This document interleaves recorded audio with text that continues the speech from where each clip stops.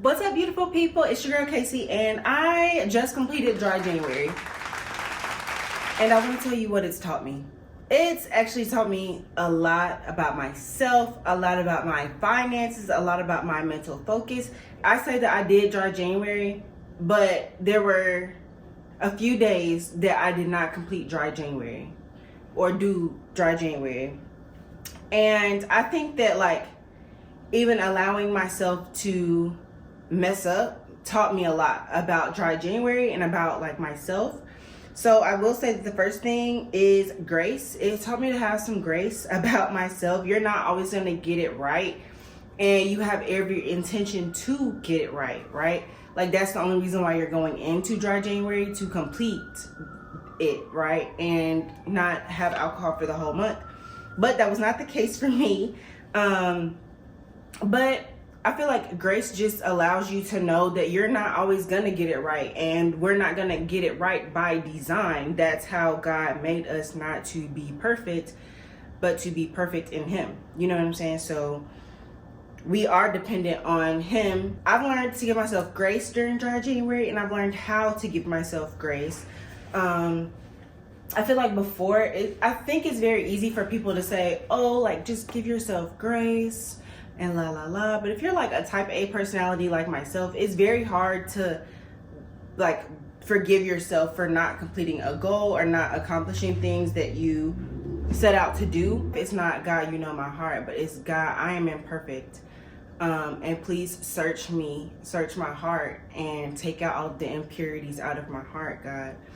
And I started to pray for certain things to be taken out of me during this time, and to remove these things from my heart, and to help me think differently. And even when I pray, I'm like, God, I really want this one thing, right?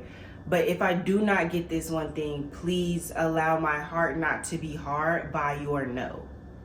So that has greatly helped me in understanding how to pray for that covering, because that's all it is. Your heart is just becoming hard. Another thing that I learned is it's okay to start over.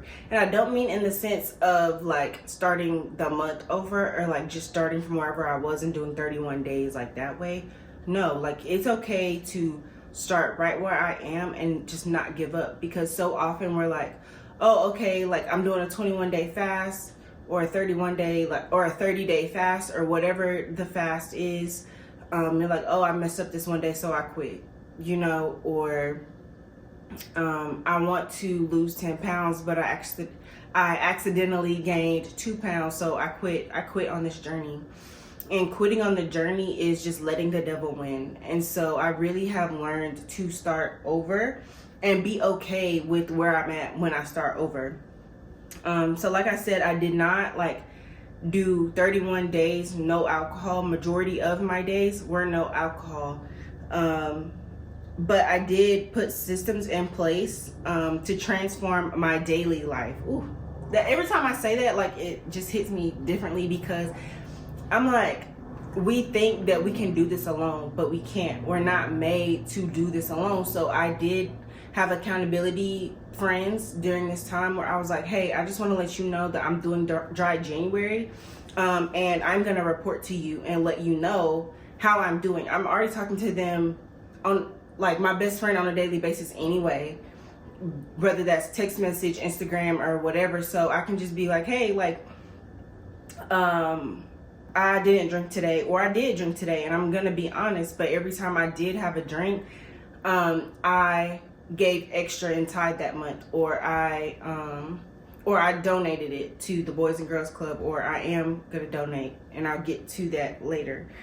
But personally, I just wanted to make myself accountable to somebody other than myself or God, because then I feel the condemnation comes upon myself. Whereas I'm hey, friend, I messed up and I had a glass of wine because I forgot. Because honestly, that's how the fast be getting me. Because I will just simply forget and will accidentally eat a piece of chicken. Yep. I just wound up and some cookies is in my mouth. And that's how it happens on a fast. You just wind up and forget. Like, I had a wind down like routine of, okay, I'm gonna come home, I cook, and I drink a glass of wine to wind down for the night. Like, I stopped like meal prepping my dinner, and I would come home and cook it, because that would be my break from the day of knowing like, okay, my day is over and my evening is about to start. But it would accompany like a glass of wine while I was cooking. And so, yeah. So now, instead of drinking wine while I'm cooking, I will come home and I will actually make some ice cream in a wine glass, and I'll sit on my bed and I'll scroll through TikTok, which sounds like worse, but it sounds backwards, but it stops me from having alcohol, because now I've had something sweet. I've had something like that's making me feel comforted, and then I go cook my meal and I eat my meal, and then I proceed with the rest of my evening. So yeah, systems in place and habits that transform your daily life and involve somebody. Like, it's not about accountability, but the moment that I just took that accountability off of myself, we're saying like, hey, I'm not allowed to drink and that's it. No, hey, I'm not allowed to drink, and if I do, I have to give extra money towards this thing that I'm passionate about.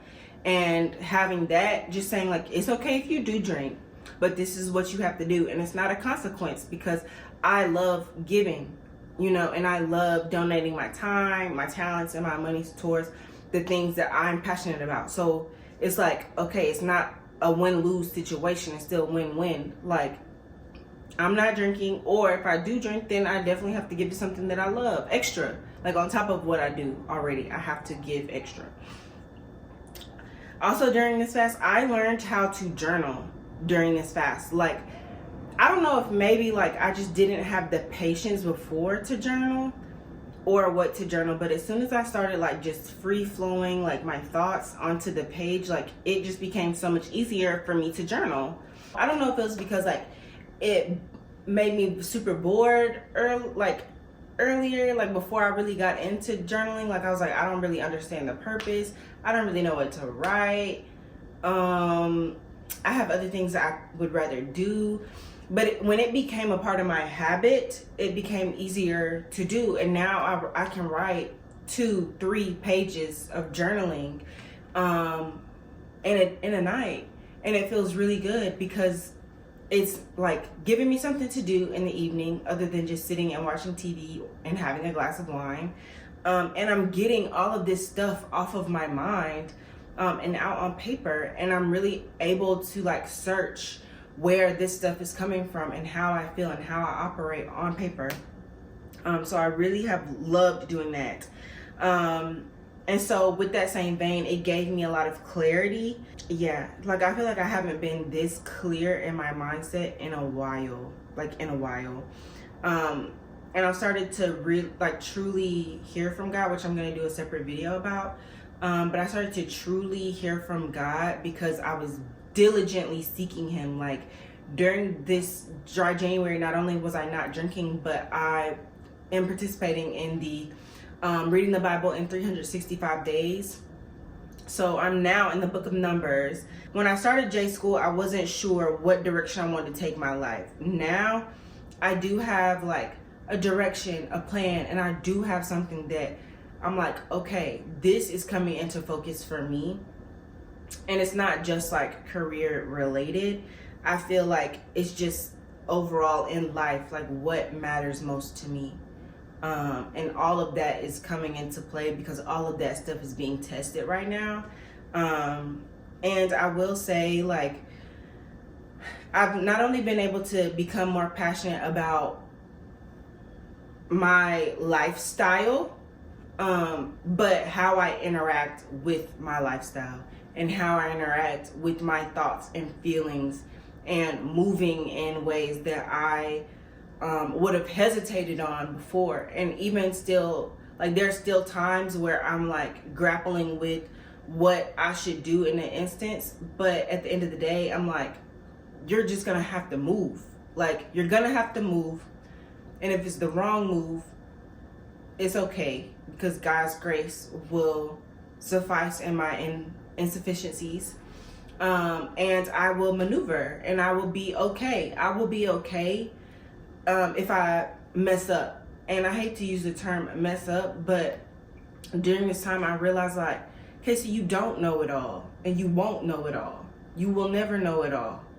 And why are you trying to calculate this divine move with, okay, I've thought about this, I've thought about that, this is what I could do next, this is what could happen if I decide, this is who it will impact.